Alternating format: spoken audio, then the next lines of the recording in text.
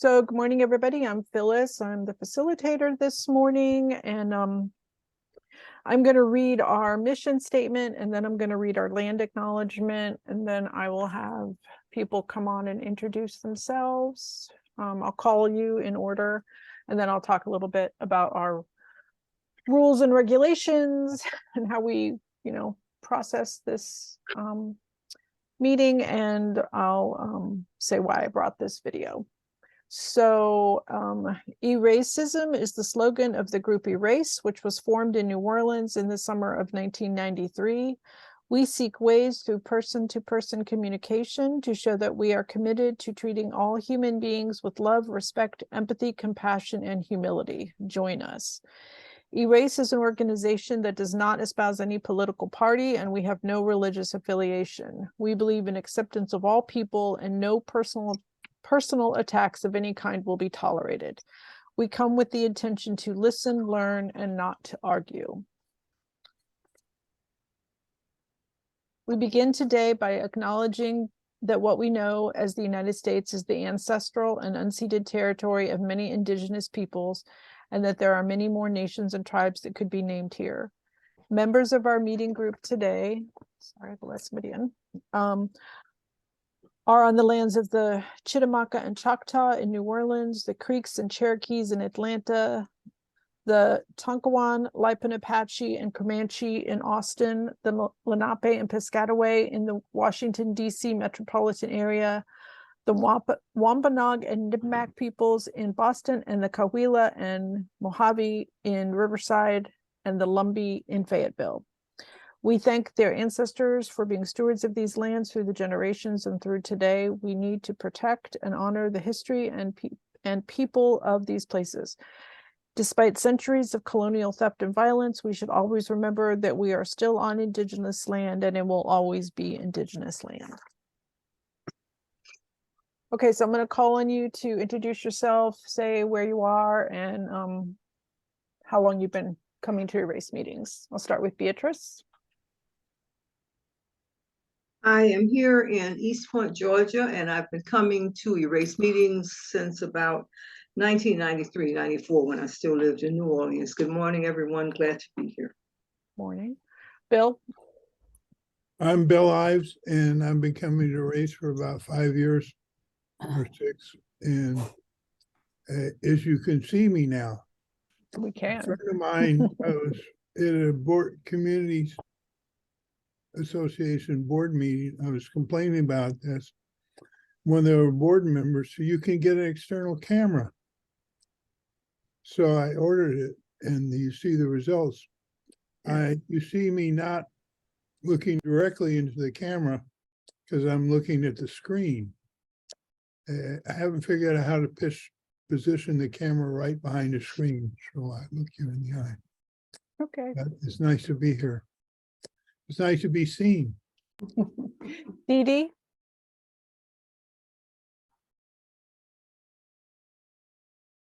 Hi, I'm Dee Dee, and I'm in Riverside, California, and I've been coming to Erace coming up on 3 years now, and this is definitely a meeting worth getting my lazy butt out of bed for, and so I enjoy this meeting a lot. Thank you. Marion? Am I unmuted? Yeah. Nope. I mean, yes, you are unmuted. Yes. Okay. Good morning again, everybody. I'm Marion Lagarde here in New Orleans, Louisiana. I've been attending the Erace discussions since the very beginning. I attended the very first Erace meeting in June of 1993. I did get that FABC Spanish off the screen when I first appeared, but it keeps coming back. But everybody knows who I am. Okay. Cindy? Good morning. You're fine. You're unmuted. I'm good. I couldn't tell if I was off or on. Anyway, good morning, everybody. It's nice to see you all. I think about you during the week. It's funny how I feel connected to all of you, though I don't know anything about your background, where you live, or any of that. But it doesn't matter because I know what you're thinking about. among other things. It's nice to see you today. Thank you. Cindy Morse, 5 years maybe? I don't know. Okay. Okay. something like Teresa? that. Hi, I'm Teresa and I'm in Fayetteville, North Carolina, and I've been coming since last August. Nancy? Hi, I'm Nancy Moore. I've been coming to Erace since June of 2007, and I'm located in New Orleans. Thank you. Stanton? Good morning, Stanton and Austin. Coming close to a year now. Thanks. Pedro? Side of Austin, it's been several years since I started, and good morning to everyone. Pedro, you look like you're really cold. I get cold easily. Thanks. Nora? Morning, everybody. I'm Nora. I'm in Austin, and I've been coming for about a year. Good to see everybody. Good to see you. Marva? Good morning. I'm Marva, and I've been attending Erace since post-Katrina. Good to see everybody. Good to see you. Stephanie? Good morning, everyone. I'm Stephanie. I've been coming to Erace about 2 years. I'm in Atlanta, and I'm sorry I'm not on camera. I have to get down to my son's basketball game, but I didn't want to miss this meeting because I just got to see the first Black female gay Marine fighter pilot speak yesterday, and I could not miss this meeting. So I won't be on camera, but I will be with all of you in spirit, and we'll be listening intently. Thanks. Thanks, Stephanie. Marla? Hey y'all, good morning. I am currently in Wichita, Kansas, seeing my parents, and it's sleeting and it's really gross. So I won't be on camera either because I am going to be going to see my mom shortly. Hi to everybody. I've been coming to Erace for about 3 years. Looking forward to just listening in. Thanks, Marla. Louise? Hey, I'm Louise. I'm glad I made it. Sorry, I was Okay. running late, but obviously it didn't matter. I've been coming for over 2 decades on and off. And yes, hello. Hi. Glenn? It's Glenn Abdullah. Peace be unto everyone. I've been coming to Erace since '94. Looking forward to today's meeting. Thank you. Okay, so how we run the meeting, most people here know it, is if you want to get on the list to speak, you put up one finger and you can move it kind of slowly around, make sure that you can see it where you see your own face. And if the person speaking for 2 minutes says something that you do not understand, not something that you disagree with, something you don't understand, you didn't know the term, you didn't know the word, you didn't know the concept, then you put up 2 fingers and I will call on you to jump in and ask that person a clarifying question. There are 2 clarifying questions allowed for each speaker at each turn. So bear that in mind. Close to the end of the meeting, whatever time it seems necessary to do it to get us out of here at 11:30, I'll let you know when the list is closed and then I'll do the wrap up. Oh, sorry. I will have us do the wrap up after the last person on the list speaks. And the wrap up is done so that anybody who has not spoken at all gets 2 minutes for the wrap up. Anybody who has spoken gets 1 minute for their wrap up.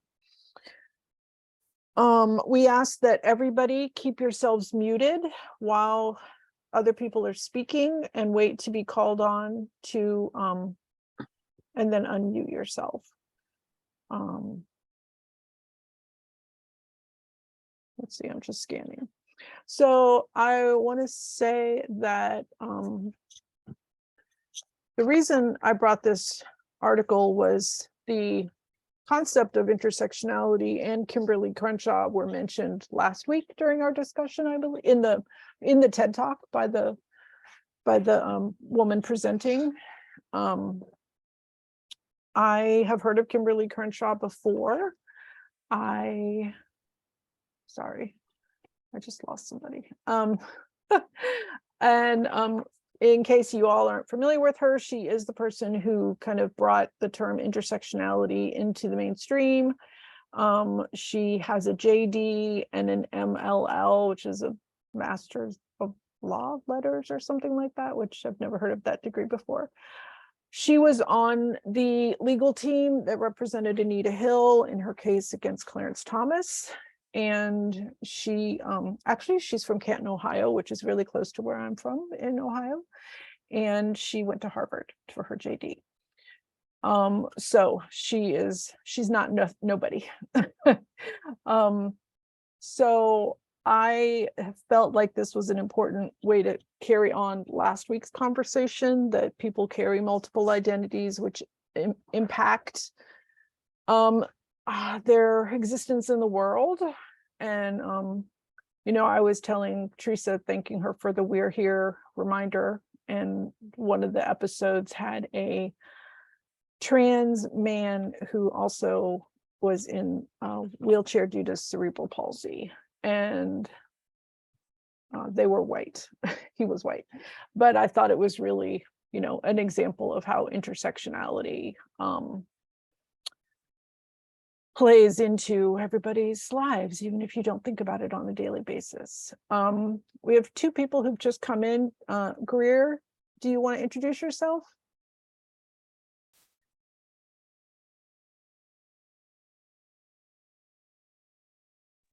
Good morning, y'all.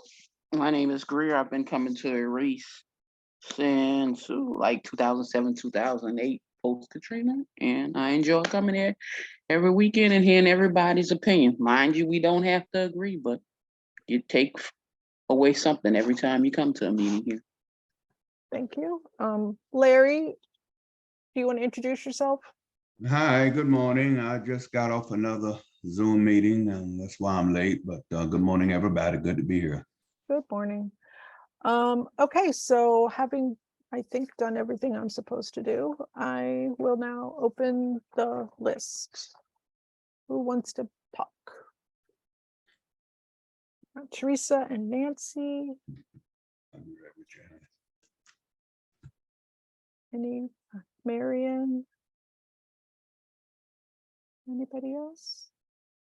Okay, you can, Stanton. Good start. Okay, Teresa, you're first. Yeah, thank you.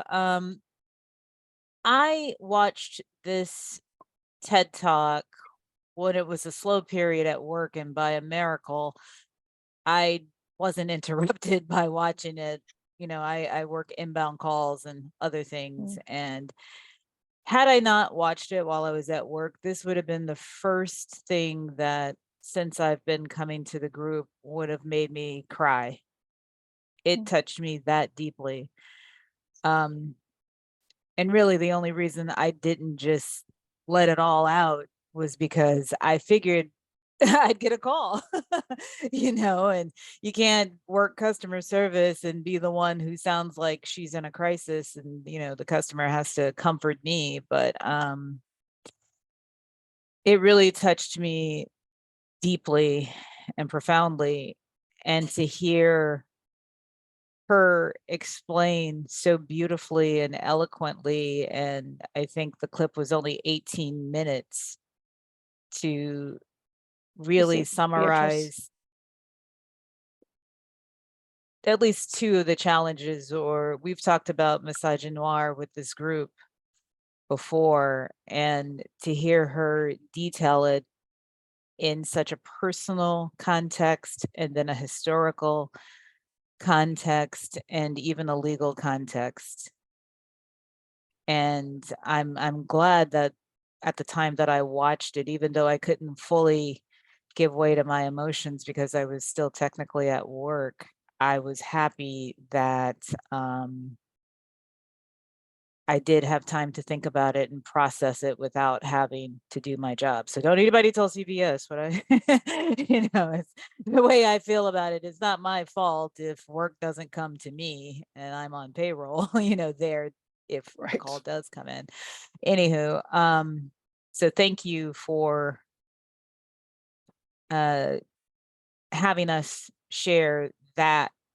I would say that so far that this has been the most personal and profound thing that we as a group have been asked to I was going to say read, but to also watch. I had heard of intersectionality. I've heard of her before, but I'd never seen that TED Talk before. Thank you. Thank you. Glenn has a clarifying question for you. Okay. Exactly. What made you cry?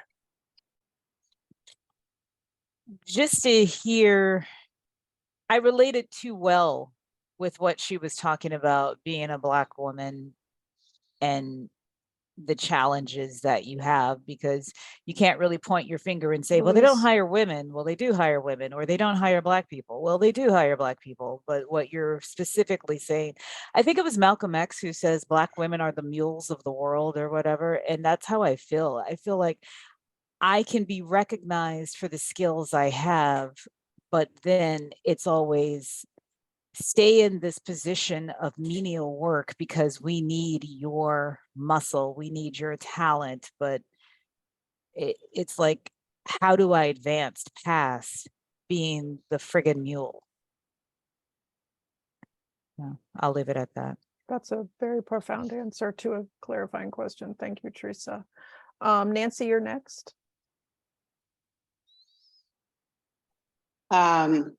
Marion, you're already on the list, Marion. Do you have a clarifying question? Oh, I was, Teresa and I raised our fingers at the same time. So No, I've got Nancy, Marion, Stanton, B, and Louise. Okay. Okay. You want to go next? No. Okay, go ahead, Nancy. In watching the video, we didn't call it intersectionality, but we kind of talked about different things, crossing if you fit in more than one group and the concerns that you may have, and where they come together in you, okay, as you personally.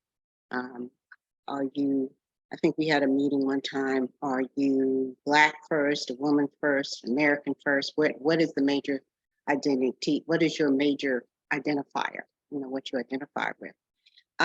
But when I watched this, I primarily noticed that once again, Black women are being overlooked when we were dismissed or not, our concerns are not taken as seriously. When we voice it, we're complaining, or then we're labeled as angry when we try to get attention for our concerns. If I'm talking to you like this in a calm, quiet voice, expressing my concerns, you ignore me. You dismiss me, you wave me off, pay me no attention. But then if I get angry, if I get excited, if I get animated about it, then I'm an angry Black woman because you're not paying attention to me. We're not allowed to show emotion. We're not allowed to cry. As a matter of fact, one of the articles that I was looking for was about Black women being denied to show their emotion. We can cry if a family member is killed or we're at a funeral, but other than that, we're not allowed to show any emotion. You better not show any emotion in the workplace. You better not cry, you better not raise your voice, you better not do anything to show that you are a human being or a person. And so once again, I kind of noticed, we're the outlier here. Yes, we hire Black people, but you don't hire Black women. Yes, we hire white people, but you don't hire, white women. Yes, Black people are killed and they report on it and it gets, in the news and in the media and so forth, but not Black women. We report on when women go missing, Yeah, blonde-haired, blue-eyed white women, Gabby Petito's and Natalie Holloway's, but not Black women.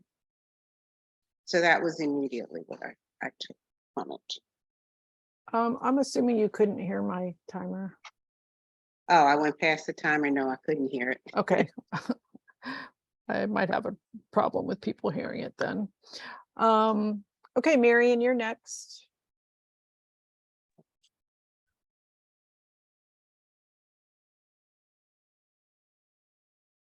Then muted it again. This hurt me to the core of my soul. And I'm on the verge of tears right now. I have an ache in my chest when I looked at the pictures of those women that had been murdered. I thought about how they were someone's daughter, someone's sister, someone's wife. And then I switched to a thought that maybe I should not have, how these people have been ignored to some degree, brushed aside. And I thought about two little sisters here in New Orleans, ages 7 and 10, who disappeared. And the police told the parents, oh, they ran away. And then they found the little children's bodies days later in a housing project here in New Orleans. I think by ignoring situations such as these, when human beings whose skin color has extra melanin in it, it's treated like garbage. You're irrelevant. It's evil. It's evil, pure and simple. And a couple of seconds ago, I said something about me having thoughts. I thought these people who have the capability to solve these problems don't, and I think they're evil because they consider the female with the extra melanin in her skin not worthy of this special deserved attention. Marion, that's the time. Do you want to get back on the list? I'll listen for a while. Thank you. Okay, thank you. And Teresa's gonna keep time for me. I think it was Teresa who wrote that to me. Or was it? No, it Louise? was me. Oh, Another- it doesn't show that clearly. Okay, yeah, sorry. Teresa looks confused. Yeah, and go ahead and just stay unmuted and go ahead and do that. Thank you. I don't know why I couldn't tell who was talking to me. Okay, so Stanton is next, and I've got Beatrice and Louise. Anybody else want to get listed on the list? Okay, Stanton. I do. Okay, great. Yeah, I found this quote by Angela Davis that I thought was kind of on point and perhaps a little provocative, but nonetheless interesting. And I wanted to read it. She said, "Straight Black men and white women will always be the weakest link in the struggle for equality because they view equality as achieving status with white men.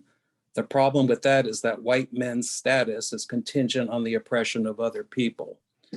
And I just thought that was an interesting perspective from a Black woman, and Black woman I particularly admire.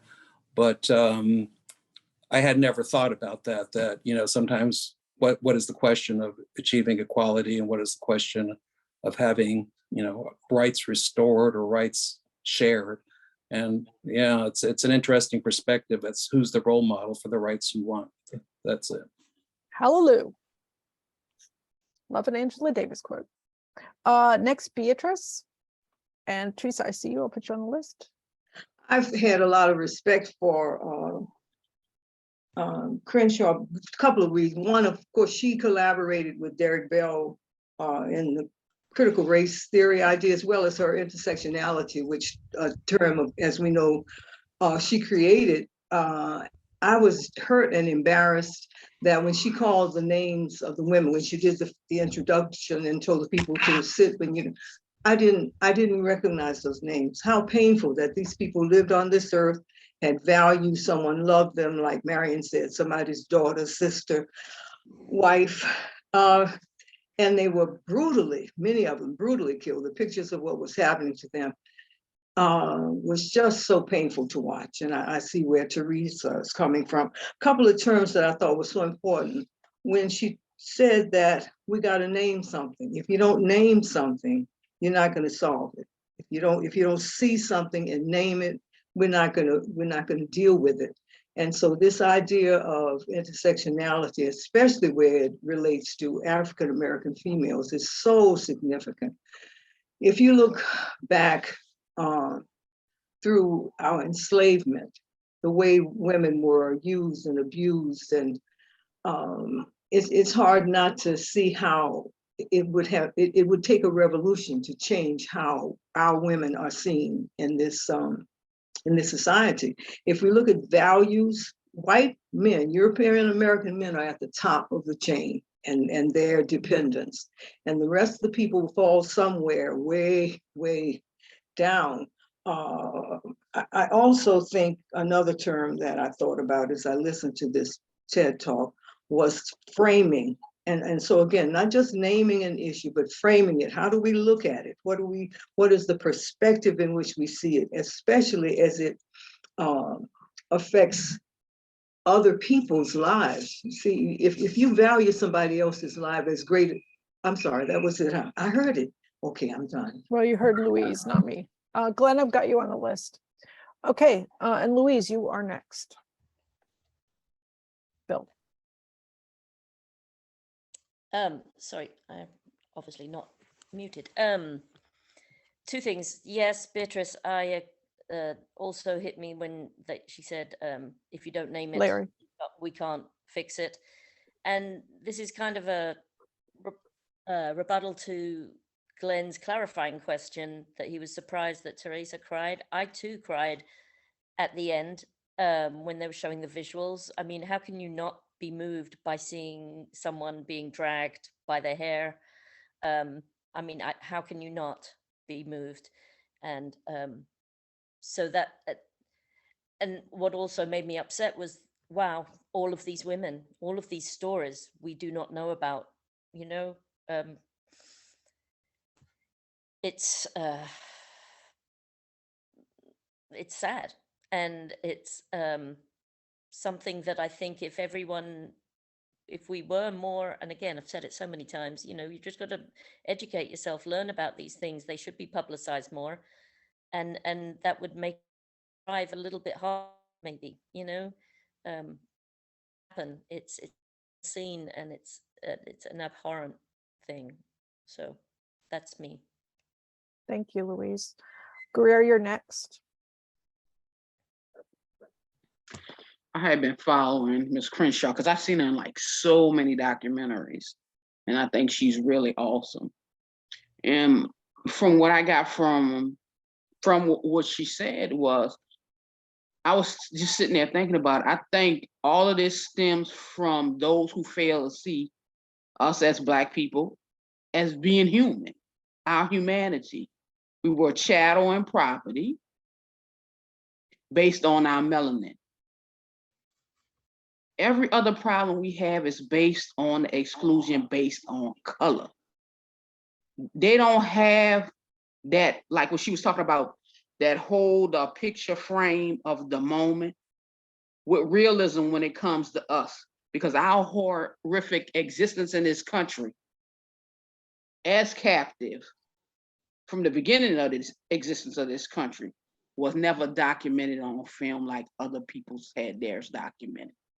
So when people mention our history in captivity, they have still photos.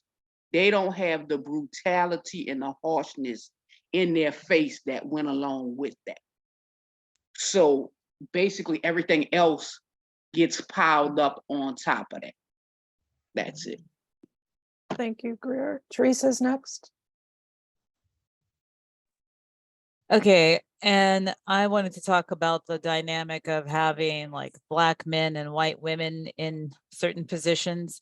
Back in spring of 1992, I was at Carolina, go Tar Heels, and I was in my one and only so far feminist class, and there was a debate, and this was back in 92 about, oh, who would be president first, a Black man or a white woman?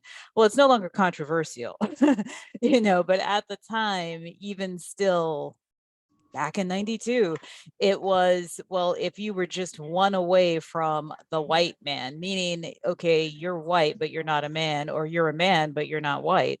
And we didn't talk about, oh, when will a Black women still weren't even part of that. It was like one or the other. And we got to that actual debate with Obama and Clinton. And I was actually working in Honduras at the time because I was one of the millions or thousands of Americans who self-imposed exile when W became president. His entire 8 years, I was out of the country. And so I was in Honduras, and, the fervor went around the world. Okay, who would be the next president? And I had a white female friend who said, she was like, what's the debate about? If we have the opportunity to have a female president, what's there to question? And I just looked at her and I said, that's the same question people are asking about a Black president. And, the conversation ended. I could have continued, but she felt like nervous because, there's this microaggression of, oh, you're so smart and articulate, I forget you're Black. It was kind of that dynamic without her actually saying that to me. But I did point out to her, it was just like, well, there's a lot of people who are really, really excited. And when you look at Obama and Clinton, talk about two very overqualified people for the job. And I just want to say, I'm sorry, but I just want to say, everybody who's talking about Kamala Harris and what type of job she's doing as vice president, is she doing any worse than Dan Quayle? I'll just leave that out there. Thank you, Teresa. Glenn is next, then Bill, then Larry.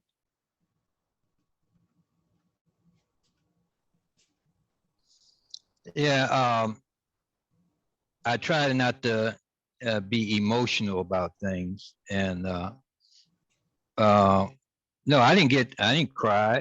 I know when somebody's singing to what's going on, when somebody is singing, that brings about a certain kind of emotion.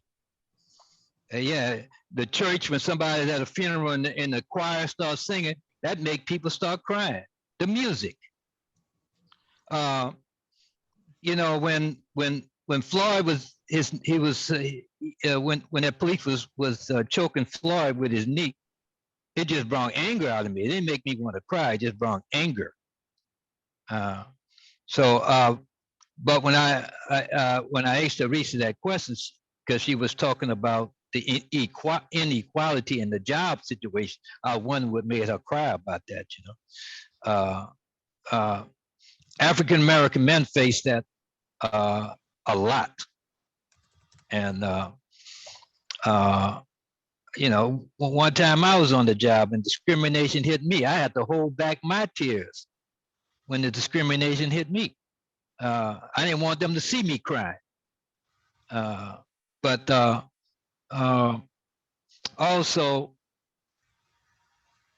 nobody's going to remember all those names. That's happened all over this country. Nobody's going to remember the names of those people.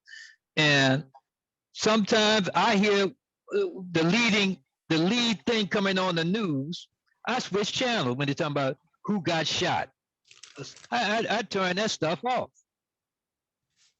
That is something that's an everyday occurrence.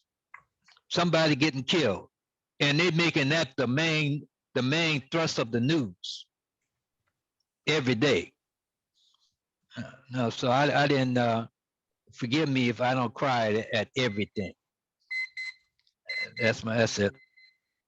Thank you, Glenn. Bill is next, then Larry, then Dee Dee.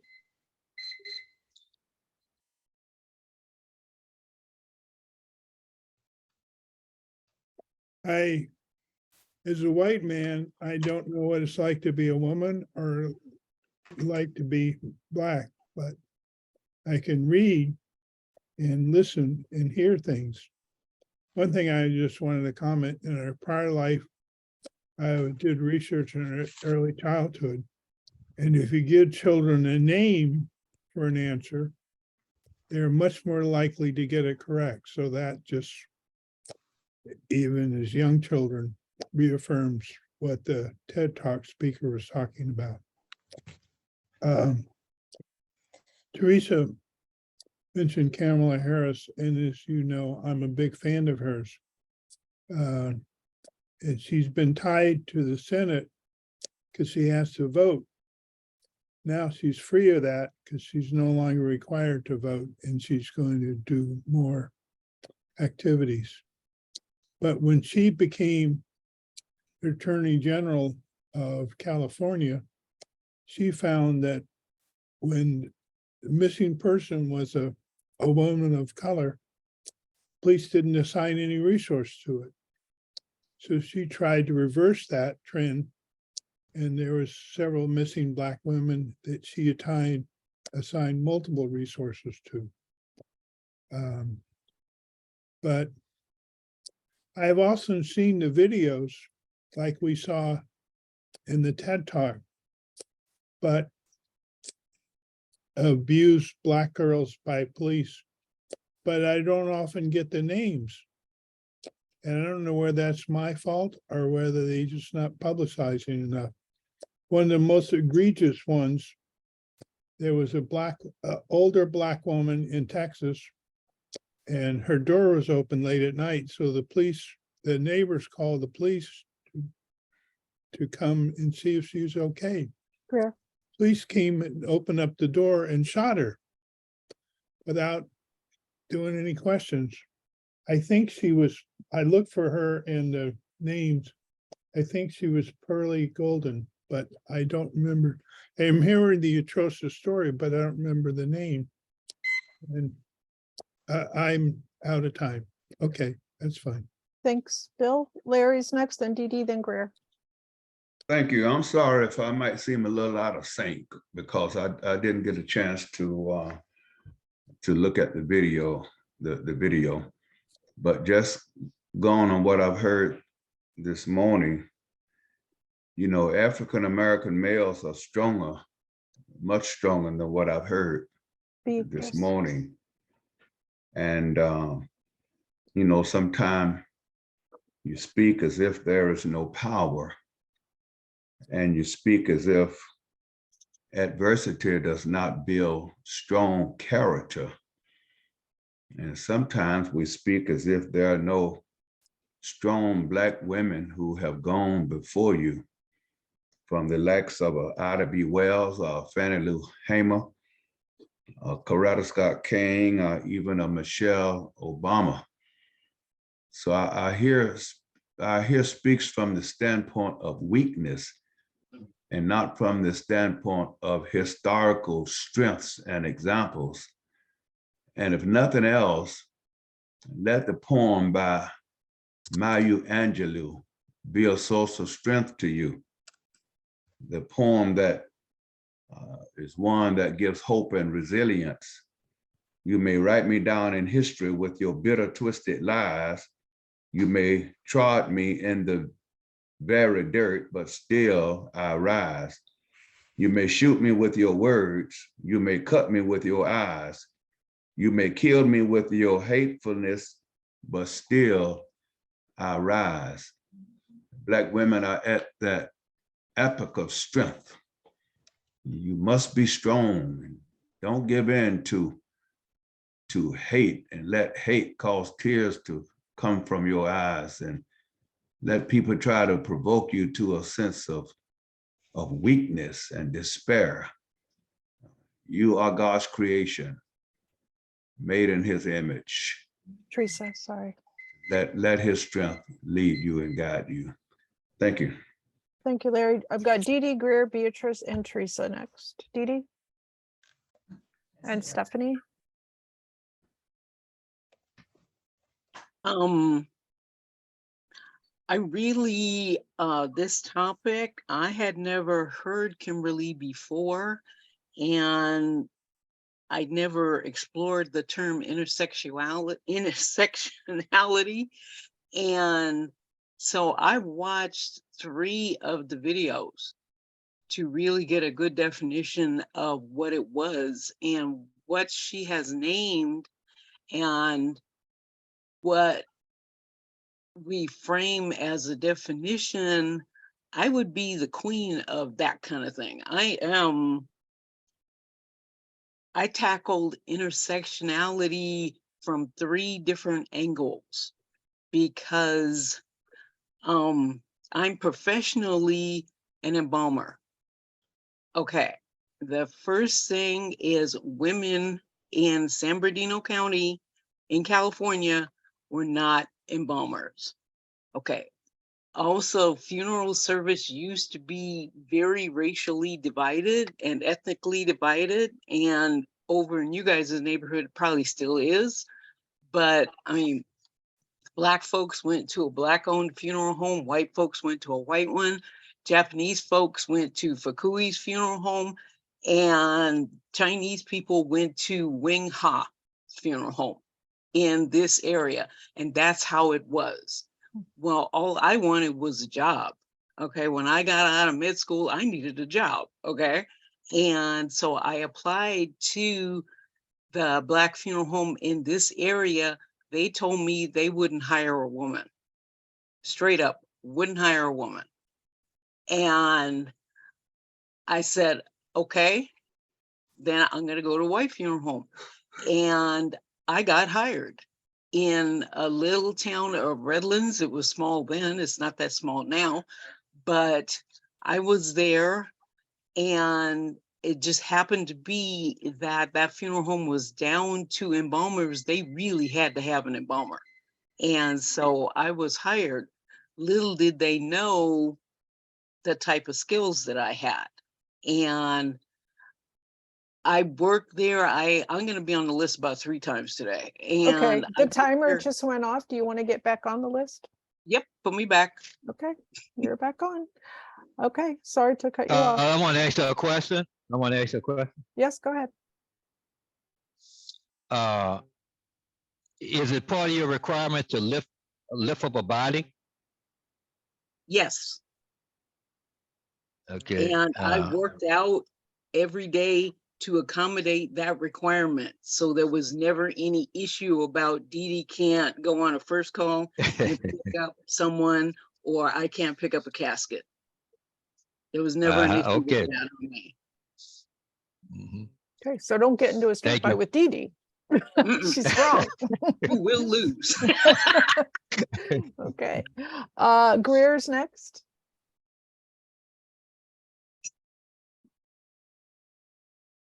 In terms of women and even girls, like some people have said, like there's over 70,000 missing Black women and young girls in this country that nobody's looking for. And this has been going on a long time. And then I don't know if a lot of you heard about this because it really wasn't out in the news, but the Milwaukee Police Department, one of their precincts, they were going around molesting young women, raping young girls, and setting up families. One young lady, she had been molested by cops, well, basically raped, over like 5 years, even got pregnant for the cops. And they were all doing this in the precincts because they would watch. And if they caught a kid doing something wrong, like a young man, or even if he wasn't doing anything wrong, they would press the family to do sexual favors, even to the point to where they would set up fake charges on family members and get them arrested. Some of them actually went to jail for 2 and 3 years for these crimes, but a lot of you probably didn't even hear that. But again, like I keep saying, everything is built on our inhumanity of being Black. That's what allows them to cross every intersection that crosses over that. to where it's even more so not believed. But check that story out about the Milwaukee Police Department and how many young men that were also sexually assaulted. That's it. Thank you, Greer. Beatrice, you're next.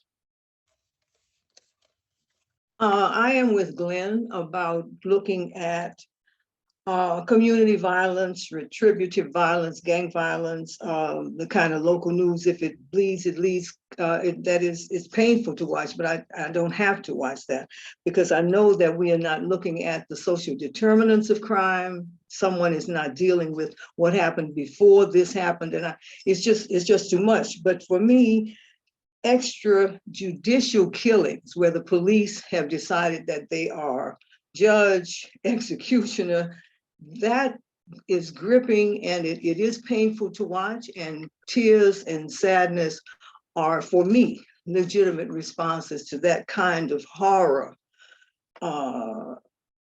I did recognize the name of Katherine Johnston when we first moved here. This was an older woman in her 90s who was in her bedroom and had a gun because of the neighborhood she was in. She felt that she could protect herself with a gun. And it ends, of course, with the police killing her. And to think of somebody having lived 90 some years in this world and being killed by officers who, because they have guns, it's like people only having a hammer and everything is a nail. That is why it's so important for mental health people, community social workers, people to go along with police groups to assess what is going on here. Let's de-escalate. You have a gun, but you don't have to shoot people. Look at Breonna Taylor. You cannot tell me that her boyfriend didn't, that they said police, that they gave a no-knock entry and they hadn't said police. I don't think so. I don't think that Black man would have shot at the police. He ain't crazy. So I think violence and community violence, and I understand Glenn's point of view on that in terms of not wanting to see it, but we have to deal with extrajudicial killing. Police are killing people because they don't, and it's not training, it's that they see a Black person, like Gigi is saying, and the melanin makes you think this person is dangerous. I don't care what they're doing. They can be running away from you. They can be nude. So we that's got to be managed and handled. We have to see it. And even if it hurts to see it, we have to do something about it. And it's painful even to talk about. It's even painful to talk about, but certainly to see people dragged, women dragged. It is difficult, and it is work that has to be done. And the social determinants of these kinds of situations have to be managed. We can't just wish them away. And I appreciate, the poem, but it's deeper than that. It's deep. Thank you, Beatrice. Do you want to get back on the list? No, baby, I think I'm good. Thank you very much. Okay. Louise, can you let the ringer ring a little longer? Because I only heard it like a couple beeps and then it was gone. Do you have me on the list? I do have you on the list. I wasn't sure if it was a clarifying question. So yes, you're on the list now. Okay, so next is Teresa. Where am I in location? I'm about to tell you. Next is Teresa, then Stephanie, then Dee Dee, then Glenn. Sorry, that wasn't.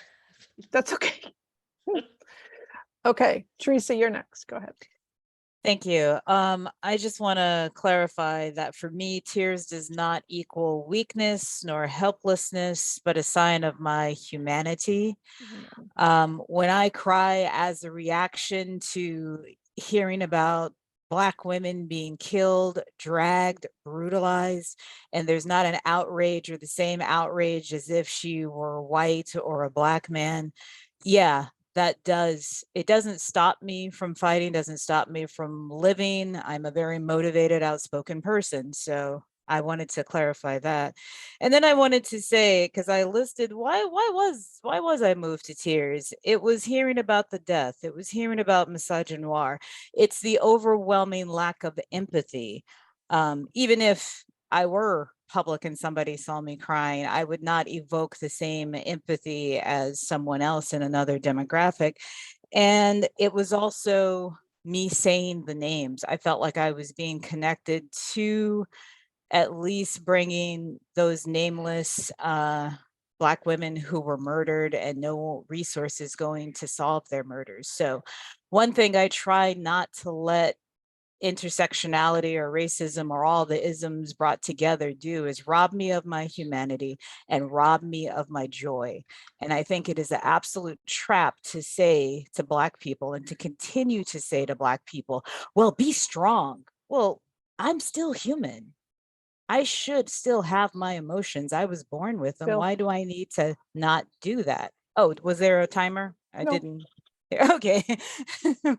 So that was all my notes, by the way. Thank you. I don't need Thank the you. full 2 minutes. Thank you, Teresa. Okay, Stephanie, you are next. Yes, hi, everybody. I'm so grateful to have read or to have listened to her. I thought about intersectionality before without having a name to it. I saw an article once that said a lot of corporate diversity efforts end up benefiting white women. I am a white woman, but just learning so much in Erace in the past couple of years, I'm very sensitive to this notion of intersectionality. And listening to Vernice, the fly lady, they call her, the first female Black fighter pilot, and her speech really focused more on how she survived and how women should survive difficulties, such as acknowledging the obstacles, not giving them power. Any time you spend on the obstacles takes away from the time achieving your goal. And I exchanged numbers with her and everything, and she speaks now publicly for a living. And I almost wish when she's speaking to white audiences, I wish she would talk more about what she experienced as a Black female gay woman in the Marines, because we're clueless as far as, I mean, I've been in a Black church for 20 years and I have a heart of empathy, and I was still clueless because I just wasn't listening and learning what was going on with people that didn't look like me. So I wish when she spoke to Black audiences that she talked about, the empowering things, and when she spoke to white to tell us what she experienced, because that's how we learn empathy.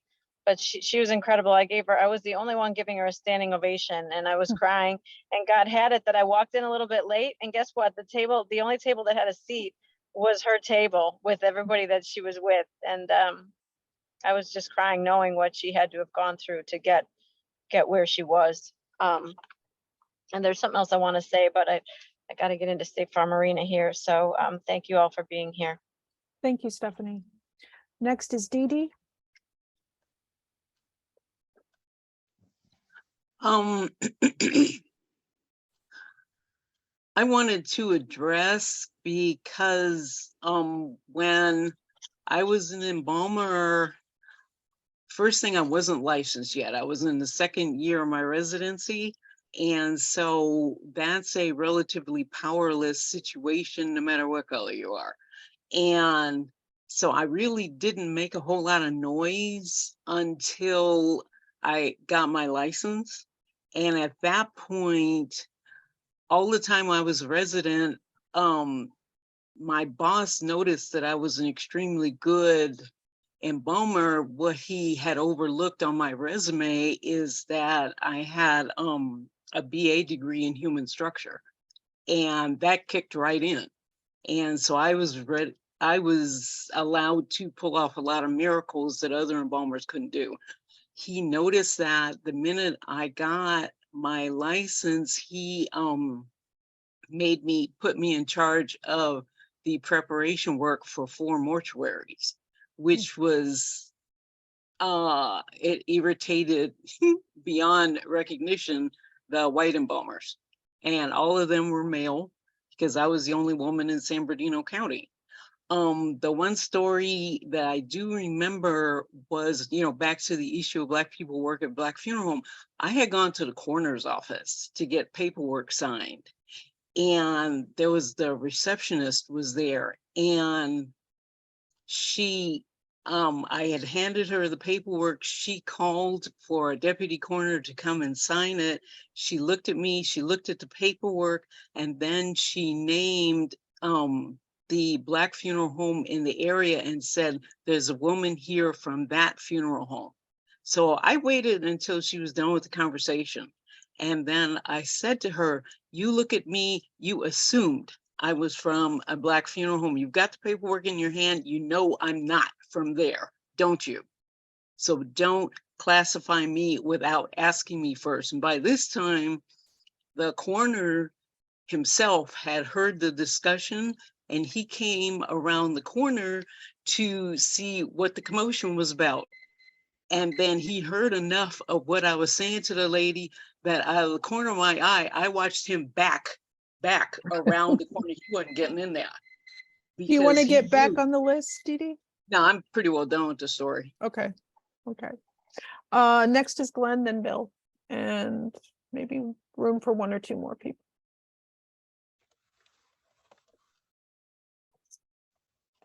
Glenn.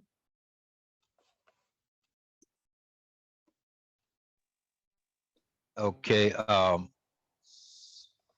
yeah, a man will cry too, just like a woman will cry. It's just something got to hit him hard enough to cry. And so we, we all have that in human emotions. Now, I don't blame anybody who don't remember those names. I don't blame nobody.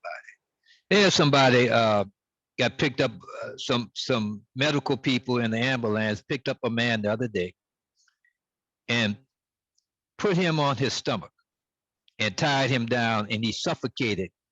So they're being charged with, with murder. Now, I have seen this on the news twice, but I don't remember the person's name. That's a natural thing that you don't remember a person's name. I can look at commercials for 20 times and don't even know what the commercial is about. It don't even come to my mind. What are they talking about? So I mean, they got people on who come on this program. I don't remember all their names. I have to get reminded what their names are. So I don't think that's proving no point because somebody don't remember those names. That's my point. That's Thank it. you, Glenn. I've got Bill and Dee Dee did want back on. I'm going to put Nancy on and then the list will be closed. So Bill, Dee Dee, Nancy.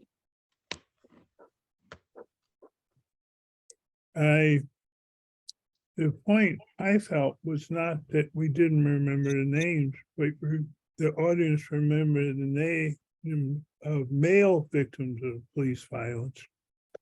I didn't remember the name of female victims. The one name they didn't mention is Breonna Taylor. And I think most people know her name like they know Tamir Rice. I wonder why Breonna Taylor's name was mentioned so much and why the other women were not mentioned. But the main point I wanted to say, the reason why I raised my hand, is I find that crying is a useful activity. It's when my mother died when I was 18, I went to her funeral and I said, I'm not going to cry. But that was a bad thing because I repressed and it took me a number of years to get over her death. And her death affected me for a long time. And so now I cry when it comes to me. And I have to admit, when I heard the names, I was very moved. I didn't actually cry, but I went back, and Cindy knows this. I stopped the video. I put it on pause so I could write down the names. So I wrote down all the names. I don't know if I'll remember. My memory is not that good, but I was just moved. I wanted to write the names down. It's my time is up. That's Yep. fine. Thank you, Bill. Dee Dee. I wanted to address the notion of not being noticed and intersectionality. What I learned, I'm at the second to the bottom of the list of a long train of very powerful Black women that got what they wanted by making themselves very, very indispensable. And I noticed I went to one location, I got transferred from location to location when there was issues. And I went to one location where the receptionist would answer the phone if someone called with a death and they couldn't speak English, she would hang up on them. Now, people are not calling there for lunch, okay? They have a need, they have an issue. As an embalmer, I took an oath to serve the people that have issues. And I saw her do it and I saw her get away with it. And so I checked myself into night school up at one of the local colleges up here. And I got to the point within a year and a half that I was fluent enough in Spanish that I could take those calls and invite them into the mortuary and sit and meet with them and then direct their service. And that got noticed by corporate because our figures of the families we were serving every month went up, and that's the easiest way to get their attention. And they asked why. And that secretary had the nerve to even make me print out the service folders and the guest book for the families because she refused to do it even when I wrote it out for her. And that was horrible, but that got me noticed. And it was pretty much uphill after that. Thank you, Dee Dee. Clarifying question from Bill? Sorry. It's okay. I had to unmute. You said, Dee Dee, you got noticed. Was it a positive noticing or a negative noticing? It was very, very positive. Good. And I became the lead director. I retired as a mortuary location manager, which I did for 9 years. And that really was as far as I wanted to go, because the next step was a cemetery manager. And I know I don't have the patience for that. So I was happy with being a mortuary manager. Thank you. I'm so glad you got positive recognition for your good deed. Okay, thank you. Next is, sorry, no crosstalk, please. She answered your question. Nancy, you're next and last. Thank you, Dee Dee. Where's Nancy? Nancy. Well, I was just gonna say the same thing, that I thought that it wasn't about remembering the names. It was that the names weren't recognizable because they never appeared. Women's names never appeared in the media. These names that she was asking, they never appeared in the air. She didn't ask about Breonna Taylor, and she didn't ask about Sandra Bland either. All right, those are names of women that are recognizable, but she didn't ask those. She asked specifically ones that had never appeared in the media to make a point that women do not get the same recognition as men. And I think that was her point. And that's it. Thank you, Nancy. Okay, so we'll go into the 2-minute wrap up right now. I've got, tell me if I missed somebody, Cindy, Nora, Jean, Leonetta, Pedro, Marla, and Amal, who have not spoken and get 2 minutes in the wrap up. So Cindy, you can go first.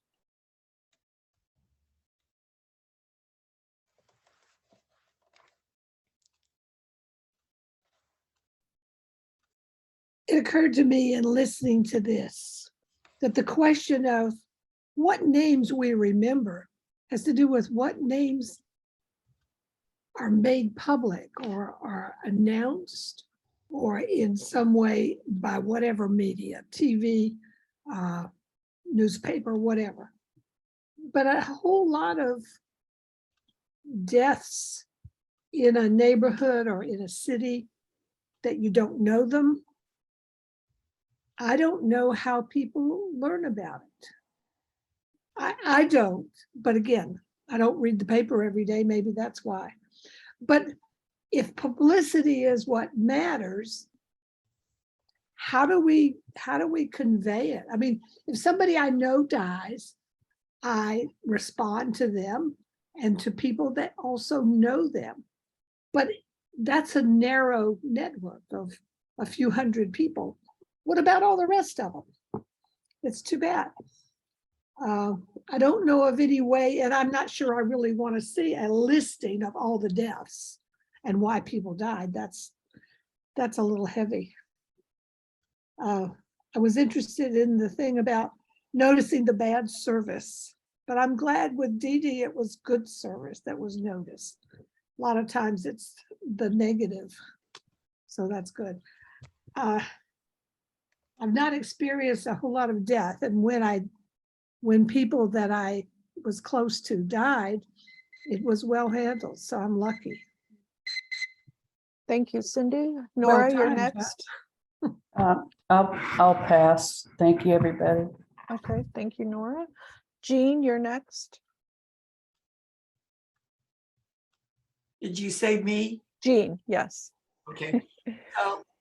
First off, I think the best thing that we have to do is look at how we can change things. We should all support more transparency with the police. We should make sure that this is a national effort so that bad police cannot be retired or fired from one department in one state and go to another state or go to another department within the same state. We should make the police more accountable for everything that they do. You know, yesterday we have another name added. Latinka Hancock in Ohio was punched twice in the face by a policeman. I want to say he was fired, but I think he was suspended probably. But just right in a McDonald's, was arguing with someone in the McDonald's because she paid for extra cheese and hadn't gotten it, and they called the police. It's ridiculous.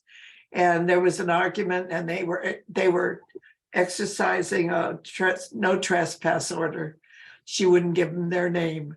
Yeah, right. Well, and in terms of seeing things, I see things every day on my internet with various news medias. Once, it's not like the Black men who you see repeatedly. That's another thing. We start making our press more accountable. When Black women and girls go missing, you don't hear about them. You hear a white woman go missing and she's on the news for days, weeks.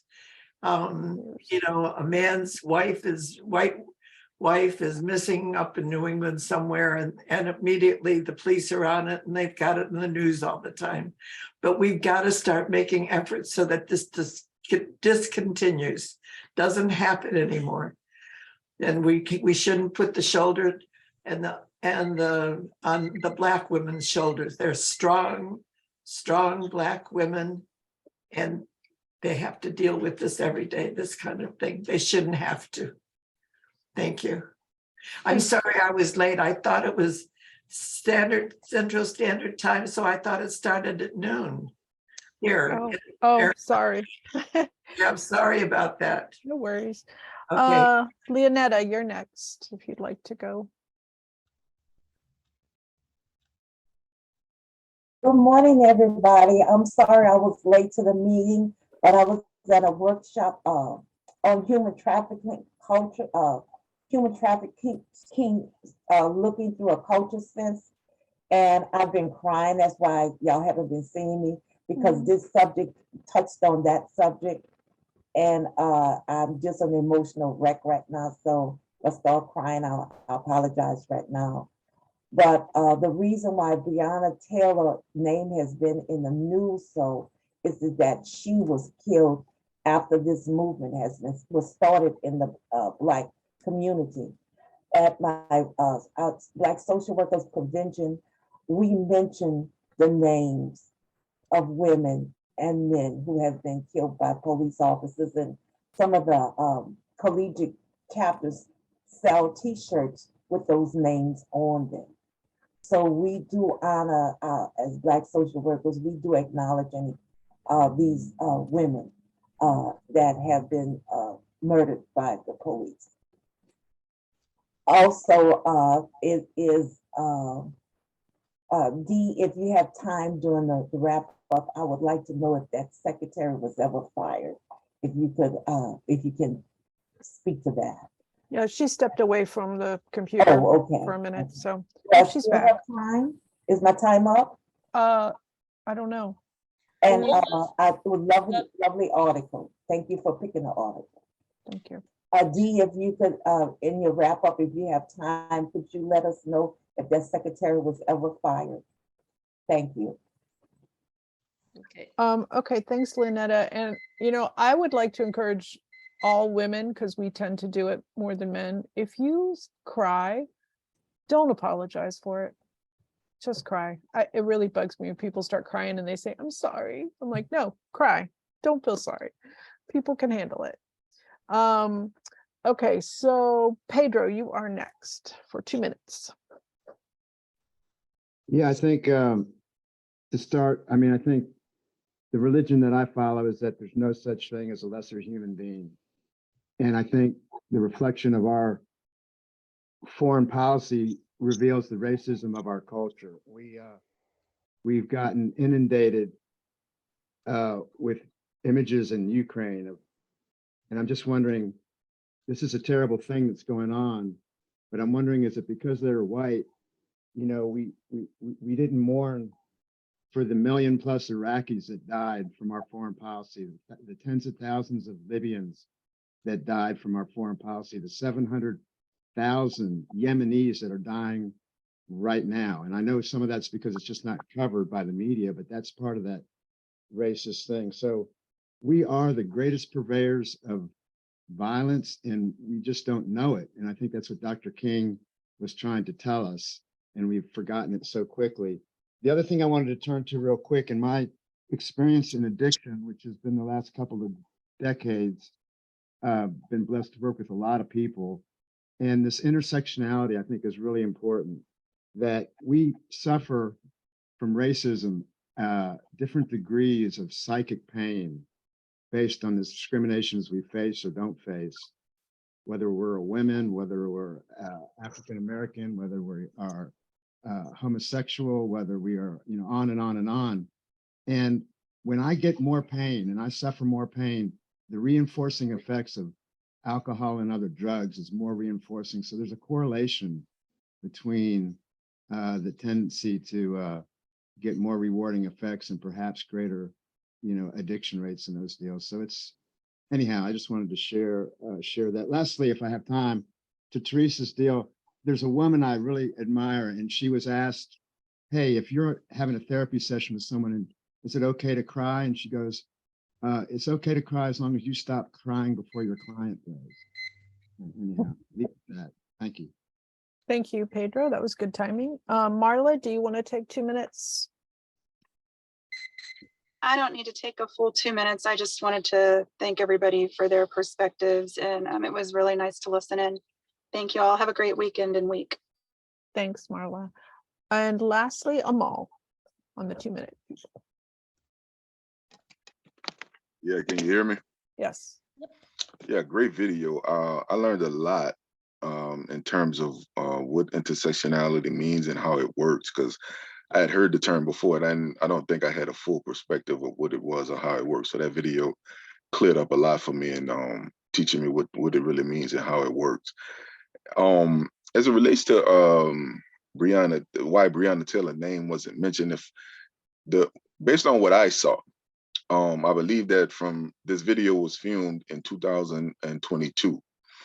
And at the same time it was filmed in 2022, it was 2000, it was filmed 2016, which means that Breonna Taylor hadn't been killed yet. So that's why her name wasn't mentioned in that roster, because her name, because of the timing that this was filmed. And as it relates to remembering these women's name, I don't think that is that people didn't remember their names. I just don't think they knew them to have to remember them. Because based on what I saw when I looked, when she was doing at the beginning of the video, when she asked everyone to stand, and as the names were being mentioned and people were sitting down, based on what I saw, and maybe my eyes observed this wrong, but a lot of the people just didn't know these women's names. Every time she mentioned a name, it was like a whole group of people just sat down. And I don't think that they didn't know the names. They didn't remember the names. They just didn't know them. So that was the situation with that. But I learned a lot from this video, and in terms of what intersectionality is, and so that was a plus for me. I got something out of that. Thank you, Amal. Okay, so we're going to the 1 minute people now, and I've got Bill, Marion, Teresa, Stanton, Beatrice, Louise, Larry, Glenn, Stephanie, Greer, and Dee Dee. So Bill, 1 minute. It was a good video. I learned a lot from the video and from the discussion. I was fortunate, my first boss when I got a first full-time job, when I got out of college, was a very strong Black woman. And she modeled how a strength in leadership for me. So I associate her with strength and leadership. I was lucky. I learned a lot from her. Thank you for the discussion, and we look forward to next week. Thanks for the video, Phyllis. You're welcome. Thank you, Bill. Next is Marion.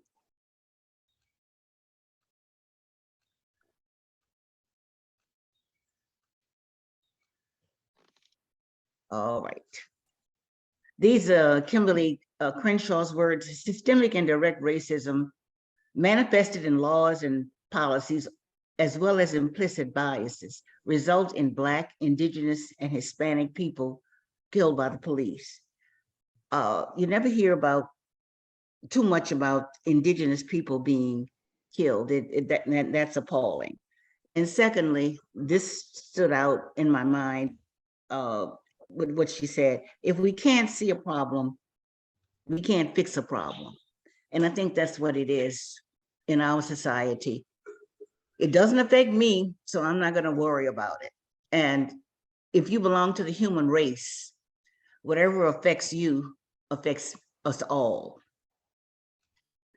Great article. So glad you chose this, Phyllis. Thanks. Thank you. Next is Teresa. Yeah, thank you for bringing this up. I think one of the challenges, even about naming the problem or talking about the problem, is it seems very, I don't know how to call it, cultural or whatever, but I'm sure everyone here has heard, oh, in polite company, you don't talk about race, politics, religion. And I think that idea that you don't talk about these things ever, that is part of the challenge of naming something, because this does involve politics. It does involve race and some other things that, okay, in polite company, but what if you're in impolite company? How do you ever bring these things up? So when we're talking about the challenge of naming, not just Black women who've been brutalized, but just naming and discussing, having discussions like we have here once a week, that's another thing that's going to have to change. We have to find a way in even polite company to talk about these things. So I'm glad at least I have you guys to, solidify and focus my thoughts on when I can just whip it out in a polite conversation outside of a race. Thank you, Teresa. Stanton? I had recently rewatched Do the Right Thing. I hadn't seen it for a few years, and I had forgotten that at the end of the movie, Spike Lee has a list of 6 names that he dedicates to the victims of racial violence and brutality. And it was shocking to me that I did not know any of those 6 names, some whatever it is now, 32 years later. And I thought, I don't know anything about those people he had on the list. Obviously, he was savvy enough to know who they were and include them in the end of the movie. But all I can say is thank goodness for cell phones and video cameras and the ability to know what's happening to people who are being brutalized, because it's been going on for centuries and we're just now more aware of it because of the availability of footage, allowing us to see exactly what kind of stuff goes down. So that was an interesting realization for me, that I had no idea who those 6 people were. Thank you, Stanton. Beatrice.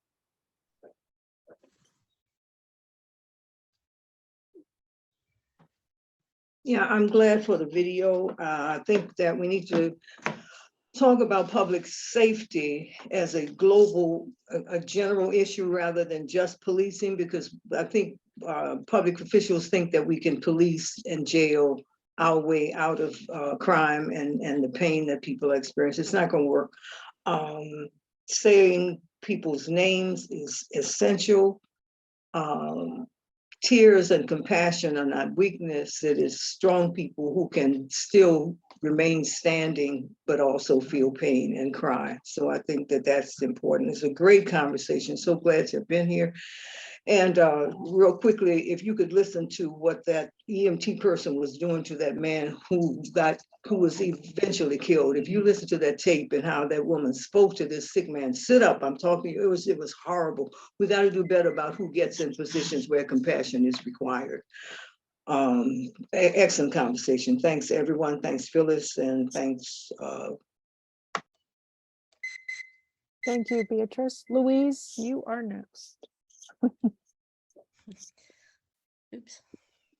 Oh, not much more to say, to be honest, but what was brought up was that mental professionals on not them being mental, you know what I'm talking about. God, I'm fuzzy today. People in that profession or social workers should definitely go along with police to certain situations, obviously not every situation, but certain situations, and that would help. And that's part of the defund police, for goodness sakes. People get such the wrong end of the stick about what that meant, and it just angers me so badly. Yeah, great conversation. Thank you. I think the Thanks. person who did the timing was amazing. She rocked, and she's not done yet. Thank you, Louise. Larry's gone. Glenn. Is he gone? No, there he is. Glenn Abdullah. Okay, I was away from the video. First of all, I don't believe her that she's accurate when she says that there are more women than black men that are not being recognized as victims.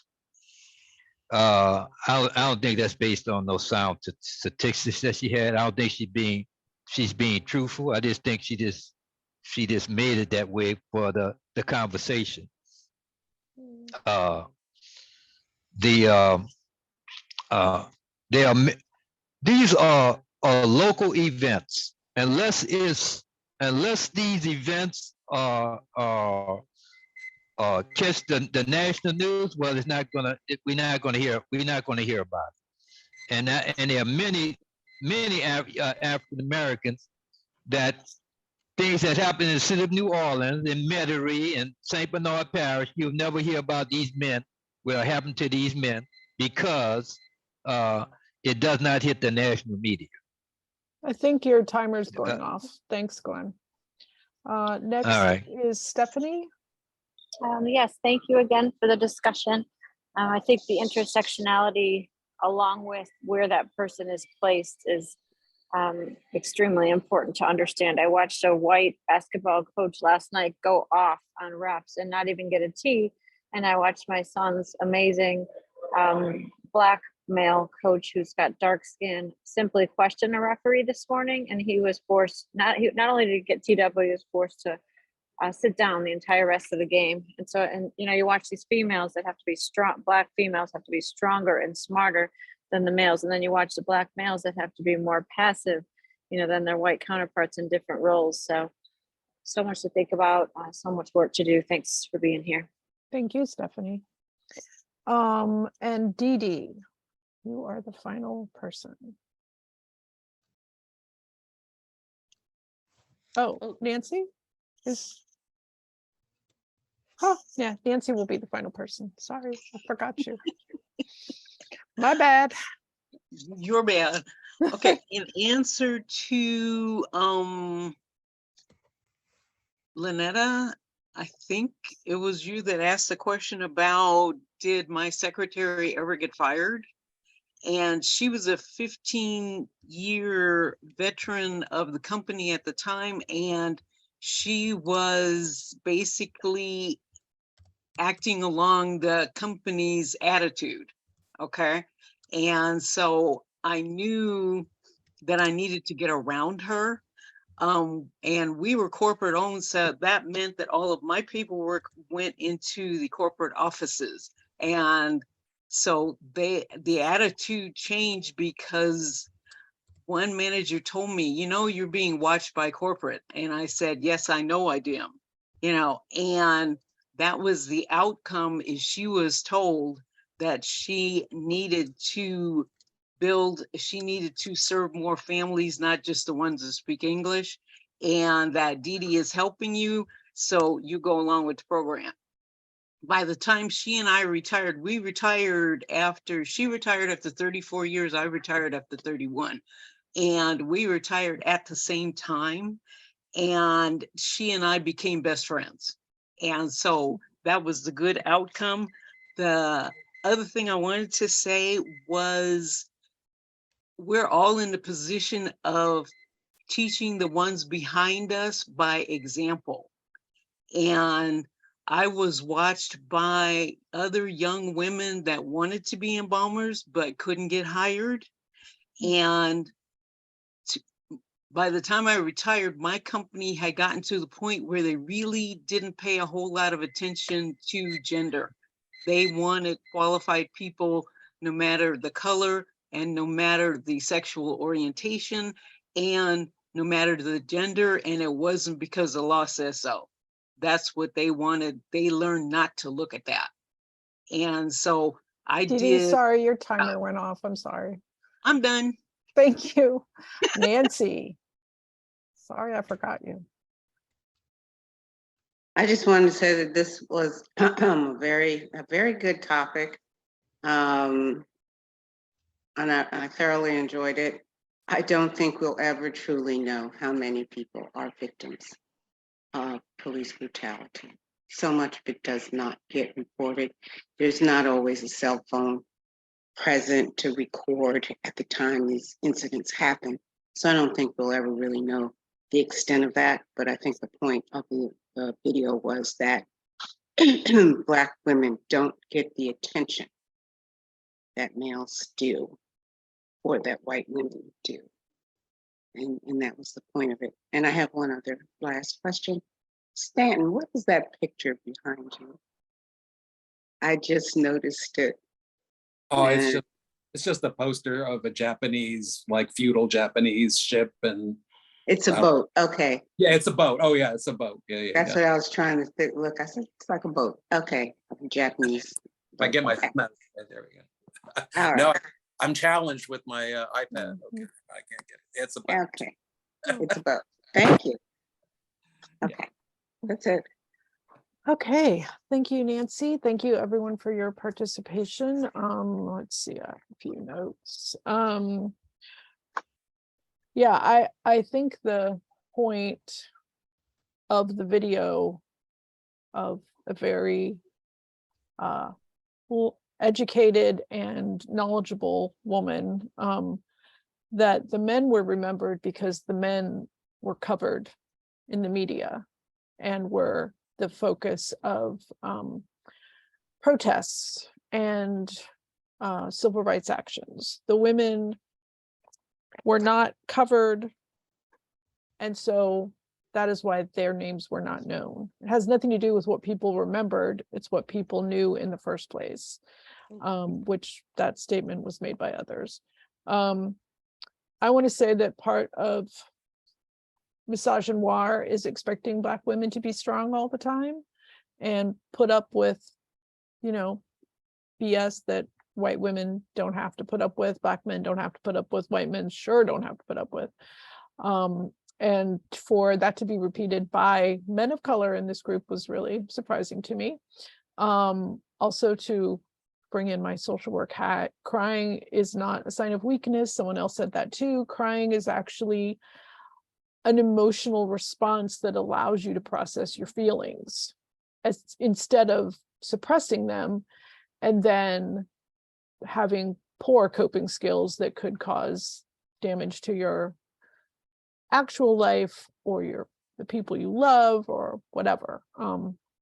I don't think anybody should be ashamed of crying, and it's not a virtue to not show emotion. It's actually, to me, that's the weakness, is if you cannot show emotion, that's where you have weakness.